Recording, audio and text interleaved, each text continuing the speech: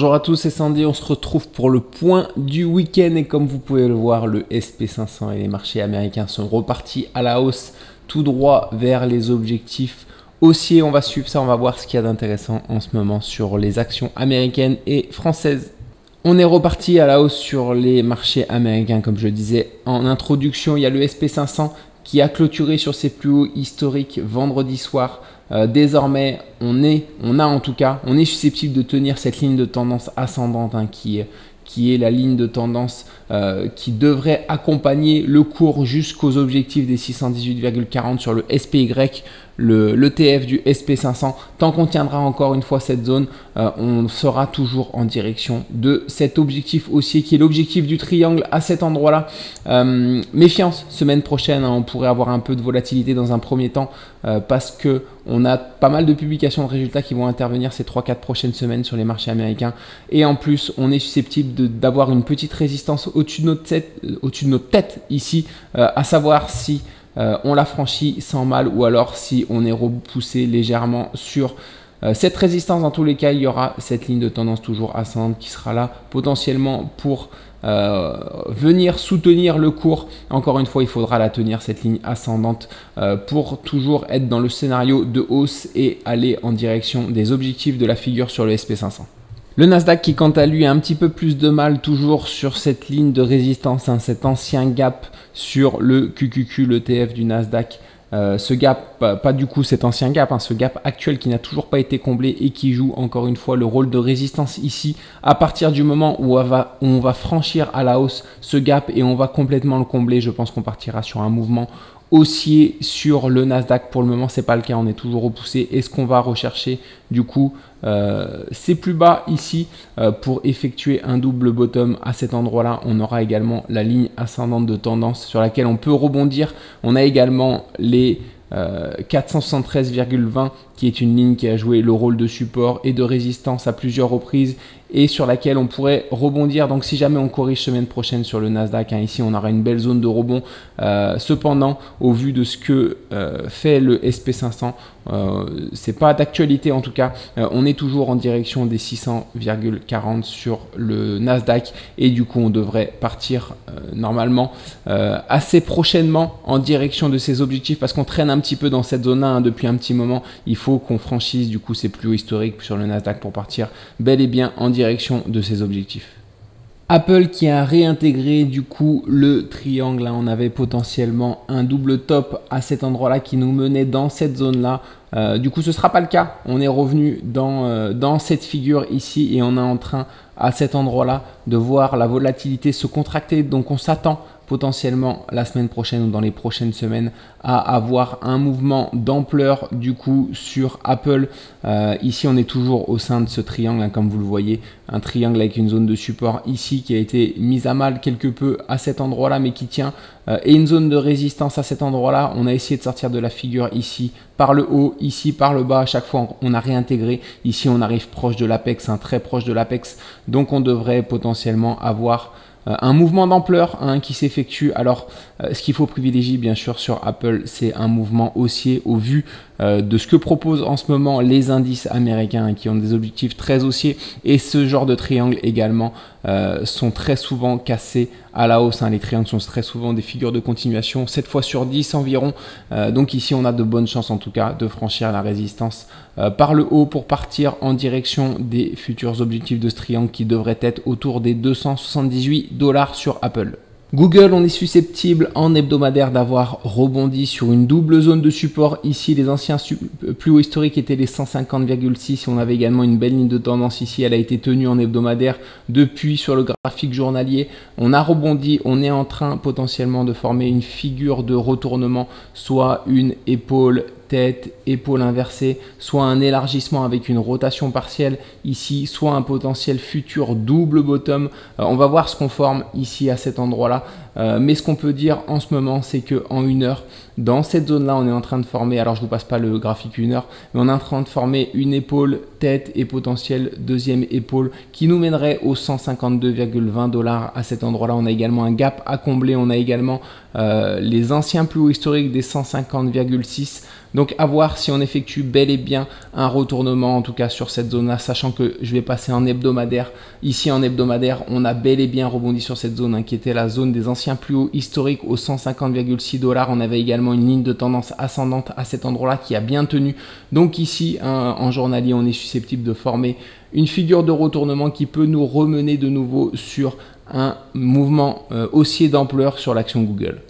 Pareil sur Johnson & Johnson, la publication de résultats de mardi prochain au matin devrait donner la future direction qu'on devrait prendre sur cette action. Alors ici, on a une belle zone potentielle de rebond. On a les objectifs de ce double top à cet endroit-là qui nous mène au 156,42. On a également un support au 156,26 qui a joué le rôle de support et de résistance à plusieurs reprises. On le voit, résistance ici, support ici, résistance légèrement ici, résistance ici, support ici, qui pourrait jouer le rôle de support si jamais on revient tester cette zone-là. Cependant, quand je passe en hebdomadaire, on va voir qu'on est susceptible d'être sur une zone de support importante ici, une grande zone hebdomadaire qui a joué le rôle de support ici également, le rôle de résistance à cet endroit-là, à 2 reprises, le rôle de support légèrement ici, de résistance ici, et qui joue en ce moment le rôle de support. Est-ce que cette zone de support hebdomadaire va tenir le coup, la zone des 159,60?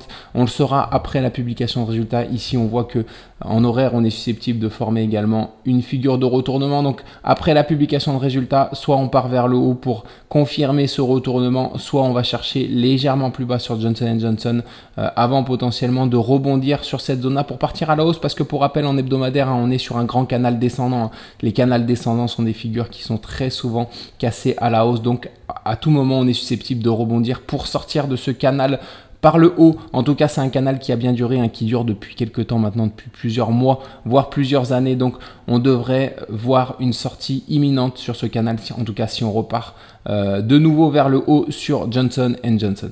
Goldman Sachs qui était susceptible de nous proposer une zone d'achat à cet endroit-là, ce ne sera pas le cas vu qu'on vient de casser vendredi soir les 511,40 qui était la résistance du double bottom sur Goldman Sachs, ce double bottom qui se trouve ici et dont les objectifs sont les 586,60 $.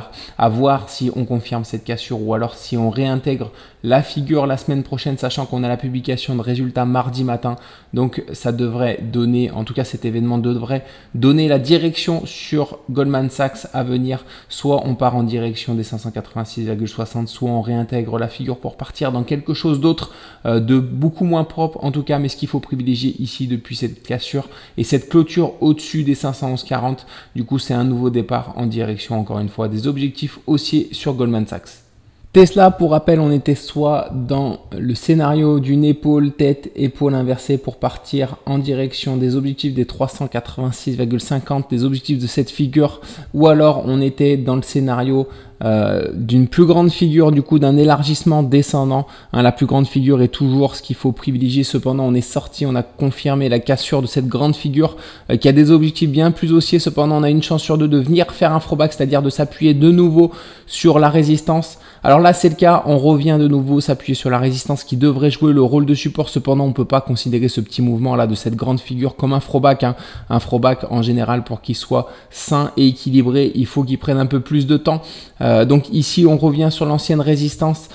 Cependant, on a un triple support. Du coup, ici, on a l'ancienne résistance qui peut jouer le rôle de support à cet endroit-là. On a également les 212,20 $ qui a joué le rôle de support ici, de résistance ici, de support ici, qui pourrait jouer de nouveau le rôle de support ici. Quand je vais passer en journalier, on va voir que à cet endroit-là, on a également une ligne de tendance ascendante qui part de beaucoup plus bas et qui vient ici converger. Donc, on a une triple zone de support à cet endroit-là. On a potentiellement également un gap baissier, soit de terminaison, soit un îlot de renversement. On va voir la semaine prochaine comment on ouvre sur Tesla, mais on est susceptible d'avoir atteint, d'être proche en tout cas d'un point bas sur Tesla. On va voir encore une fois ces prochains jours, ces prochaines semaines, en tout cas la semaine prochaine, comment on réagit, sachant qu'il y a également une publication de résultats dans 2 semaines qui arrive le 23 octobre. Donc ça pourra déterminer la future direction de Tesla, mais en tout cas, on est actuellement sur des belles zones de support. Donc à voir si ces zones de support tiennent pour un futur rebond haussier ou à voir si on transperce ces zones de support par le bas. C'est pas forcément ce qui est à privilégier d'après moi. On devrait tenir un minimum ces zones-là. On devrait au moins, d'après moi, observer un petit rebond sur cette zone-là. Uber qui a enregistré une hausse importante vendredi lors de la séance de vendredi. Alors on est potentiellement sur un excès haussier sur Uber, tout comme on est potentiellement sur un excès baissier sur Tesla, comme on l'a vu, Tesla qui est potentiellement sur une zone de support et qui pourrait rebondir la semaine prochaine, tandis que Uber vient d'atteindre du coup les objectifs du canal qu'on avait identifié il y a un petit moment avec la zone de résistance ici et la zone de support à cet endroit-là. Donc on est susceptible de corriger désormais la semaine prochaine sur Uber d'après moi, sachant que ici, pour rappel, on avait eu un throwback, j'avais positionné un ordre à cet endroit-là qui n'avait pas été déclenché pour quelques pixels. Depuis, on était reparti. Ici, j'avais envisagé potentiellement le scénario d'un double top qui nous ramènerait sur cette belle zone. Ici, ça n'a pas été le cas. On est reparti directement vers le haut pour atteindre les objectifs de la figure, à voir comment on réagit la semaine prochaine. Mais désormais qu'on a atteint les objectifs de la figure, on pourrait voir un essoufflement se former sur Uber d'après moi. En tout cas, ici, je pense qu'on est sur un excès d'optimisme, en tout cas sur cette action, tout comme on est sur un excès de pessimisme sur Tesla. On verra la semaine prochaine, en tout cas, comment ces deux actions réagissent.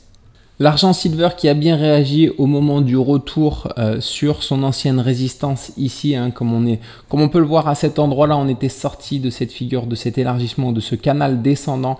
On est venu effectuer un throwback et on a bel et bien rebondi ici sur cette zone-là. On est en train de partir en direction des 34 $ sur l'argent silver. Alors j'avais privilégié une zone légèrement plus basse, tout simplement parce qu'on avait les objectifs d'un double top. Ici on avait également les 28,83 qui étaient susceptibles d'être une belle zone du support. On avait également cette zone de support ascendante, cette ligne de tendance ascendante qui rejoignait cette zone là. Donc on était susceptible d'avoir un beau rebond si jamais on atteignait cette zone. Ce sera peut-être pas le cas, en tout cas on verra la semaine prochaine comment on réagit sur l'argent.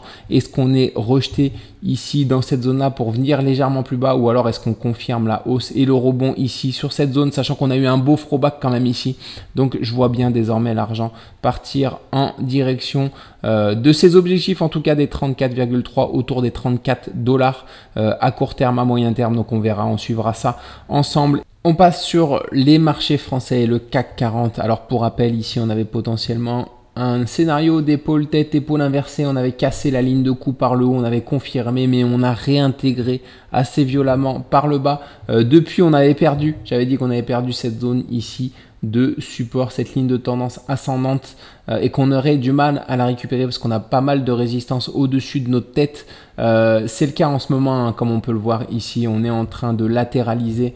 Alors la semaine prochaine, on a 2 scénarios possibles. D'après moi, il faut qu'on sorte rapidement de cette consolidation latérale ici par le haut et violemment par le haut. Si jamais on n'a pas de sortie la semaine prochaine violente vers le haut, on aura probablement une chute qui interviendra en tout cas pour aller rejoindre cette zone là. C'est la zone que je privilégie sur les 22 900 sur le PX1GR, le CAC 40 avec dividendes réinvestis. En tout cas ici le CAC 40 qui nous laisse envisager, enfin en tout cas qui nous montre quelques signaux de faiblesse qui pourraient nous laisser envisager une chute et l'atteinte de niveaux inférieurs courant de la semaine prochaine.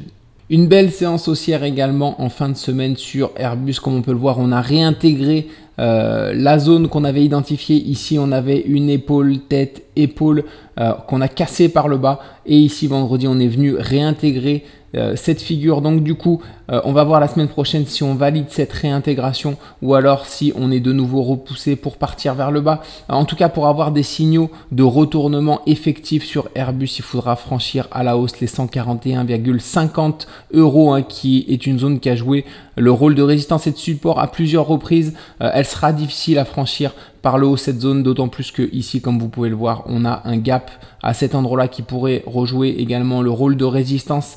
Je pense que la publication de résultats du 30 octobre pourrait nous donner potentiellement une direction franche, hein. En tout cas, si on a une publication de résultats qui nous fait sortir par le haut des 141,50 €, on sera susceptible de repartir sur un mouvement haussier. Si on refranchit de nouveau les 128,20 par le bas, on aura de bonnes chances d'atteindre cette zone-là, en tout cas autour des 114, 115 $, peut-être un petit peu plus haut, et du coup d'observer en tout cas un rebond sur cette zone-là, parce que je pense que si on atteint cette zone-là sur Airbus, on aura très probablement un rebond qui s'effectuera. Danone, on avait une potentielle zone à cet endroit-là. C'est une zone qui s'éloigne de plus en plus depuis qu'on a rebondi sur le support de ce canal descendant qui est une figure qui est franchie à la hausse dans 7 cas sur 10. Donc, en tout cas, la résistance de cette figure a de fortes chances d'être franchie à la hausse. Donc, on va suivre ça ensemble. En tout cas, le scénario de double top, encore une fois, s'éloigne et cette zone s'éloigne également. Une zone qui aurait pu être potentiellement une zone de rebond, sachant qu'en hebdomadaire, on a des objectifs qui sont un peu plus haussiers sur un grand double top, hein, autour des 174 € sur Danone. Mais en tout cas, ici, cette configuration nous laisse envisager une poursuite de la hausse pour le moment. Alors, si je passe en hebdomadaire, hein, pour rappel, voilà, on avait un grand double bottom à cet endroit-là, dont les objectifs du coup depuis la cassure ici sont les 74 €. Donc on est en direction de ces objectifs et ici on forme une petite consolidation, hein, qui nous laisse envisager une continuation de la hausse plus qu'une correction pour revenir chercher des points bas avant un rebond, en tout cas pour le moment. Capgemini, j'étais entré en position ce week-end, je vous l'avais montré ici sur cette zone-là, sachant que ici on avait une triple convergence, on avait à la fois les objectifs de cet élargissement 1 heure à cet endroit-là qui nous menait dans cette zone-là, on avait également un gap à combler qui se trouvait ici. On avait également, qu'est-ce qu'on avait d'autre ici? On avait également bien sûr les 179,50 € qui avaient joué le rôle de support à plusieurs endroits, ici, et qui avaient joué également le rôle de support ici et qui étaient susceptibles de jouer le rôle de support ici. Comme on peut le voir ici, j'avais été déclenché rapidement, on avait fait un beau rebond, j'avais décidé après ce beau rebond de sécuriser ma position tout simplement parce qu'on revenait sur l'ancienne zone de support qui pouvait jouer le rôle de résistance et on a été rejeté violemment dès la séance d'après. Je me suis fait sortir par une mèche, hein, sans perte ni gain ici. On a depuis consolidé latéralement, ce qui me laisse envisager une poursuite de la baisse, hein, pour potentiellement atteindre des niveaux inférieurs. C'est pour ça que, comme vous pouvez le voir, j'ai replacé un ordre sur Capgemini mais sur des niveaux inférieurs. Les objectifs secondaires de cette configuration ici sont les 173,3 €. Sur cette zone-là, on a également les 175,80 qui est une zone de support et de résistance hebdomadaire. On a également, alors je vais passer en hebdomadaire pour vous le montrer plus tôt.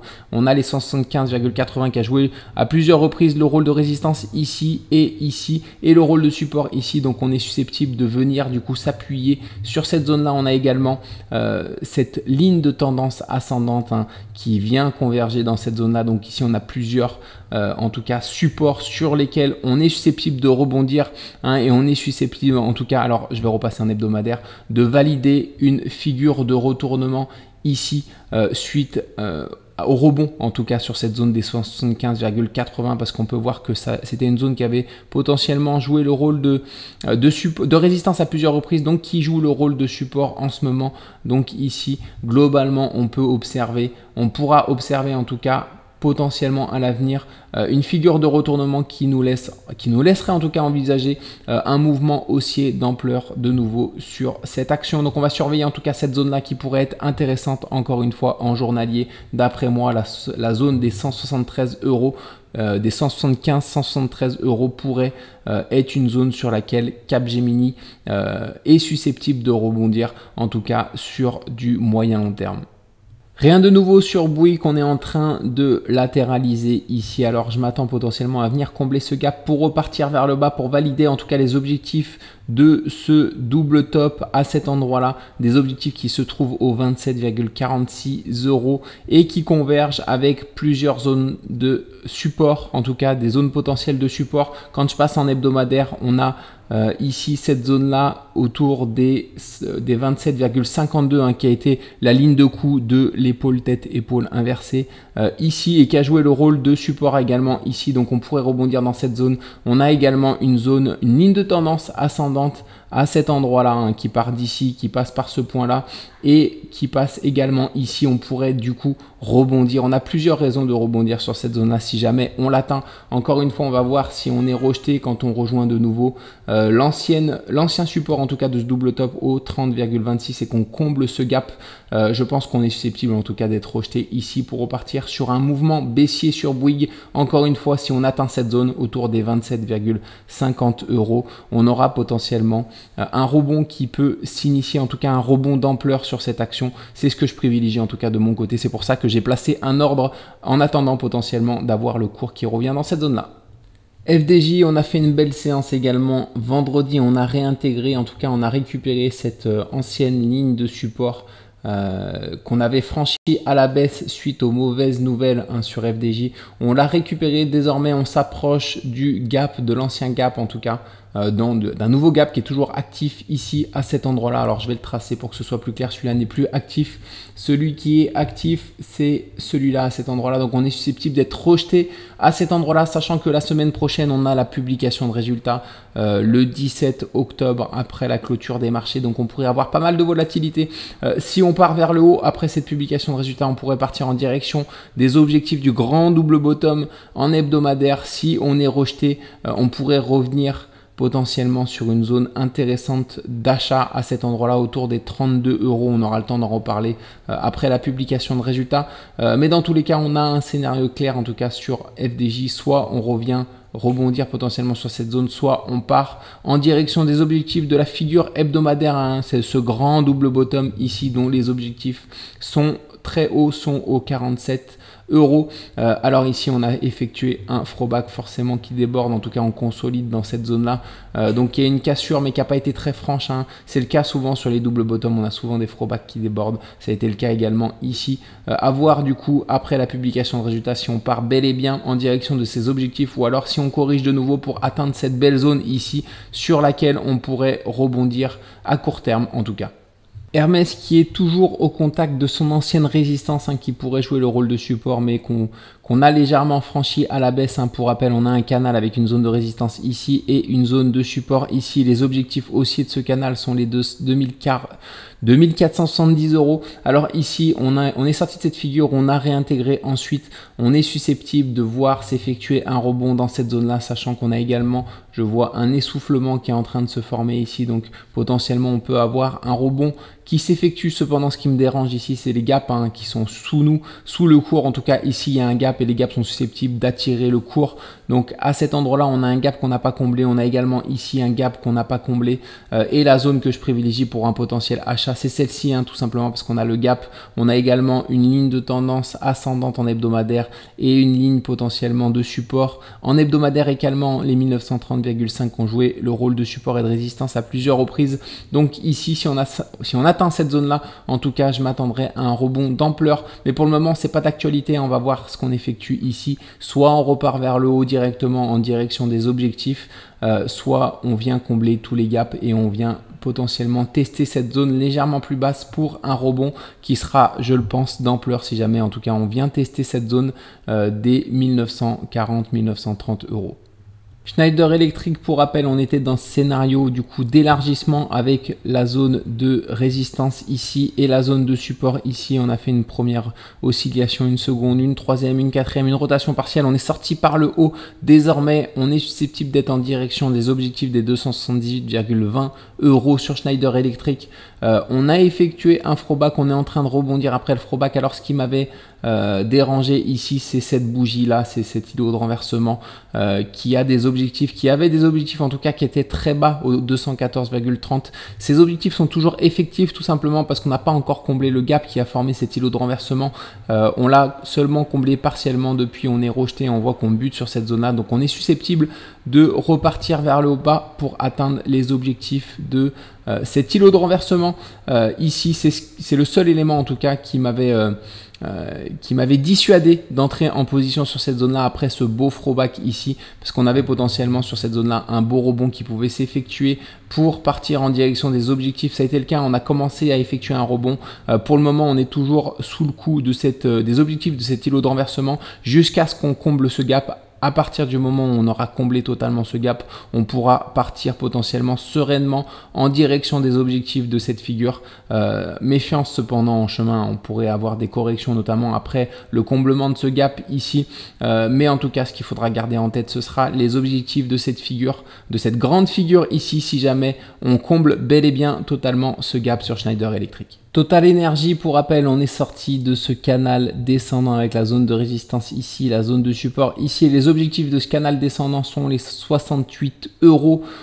On est sorti, donc du coup, je m'attends potentiellement à effectuer un throwback pour revenir tester l'ancienne résistance de ce canal descendant avant de repartir vers les objectifs. Alors ici, c'est pour ça que j'ai une belle zone, hein. J'ai un gap qu'on est susceptible de venir combler. J'ai l'ancienne résistance qui pourrait jouer le rôle de support. J'ai également les 60,3 € qui ont joué le rôle de support et de résistance à plusieurs endroits dans le passé. Donc ici, on a potentiellement une belle zone. C'est pour ça que j'ai placé un ordre. On verra dans les prochaines semaines si on atteint cette zone-là, sachant qu'on a une publication de résultats qui intervient à la fin du mois. Donc à voir si on part directement vers l'objectif sur Total Energy ou si on revient tester potentiellement une belle zone de support avant éventuellement de repartir vers le haut pour la direction de ces objectifs haussiers.